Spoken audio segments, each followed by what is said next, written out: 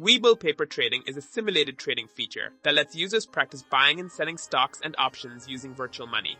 Webull's 2026 paper trading module is a mobile-first simulator providing $1 million in virtual cash to trade stocks, ETFs, options, and futures risk-free.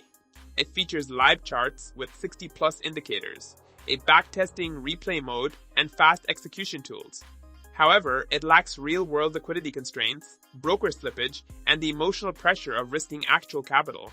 Webull paper trading is completely zero bond month, requiring no fees or subscriptions for free forever practice. This risk-free environment provides unlimited virtual cash, real-time market data, advanced charts, and indicators to trade stocks, ETFs, options, and futures. Reddit users say the platform has a great paper trading feature and user-friendly charts, with a professional and easy-to-use interface, making it ideal for beginners. Overall, it's best for learning and practicing trading.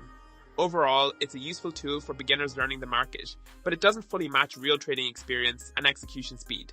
If this guide helped, don't forget to like and subscribe for more practical reviews.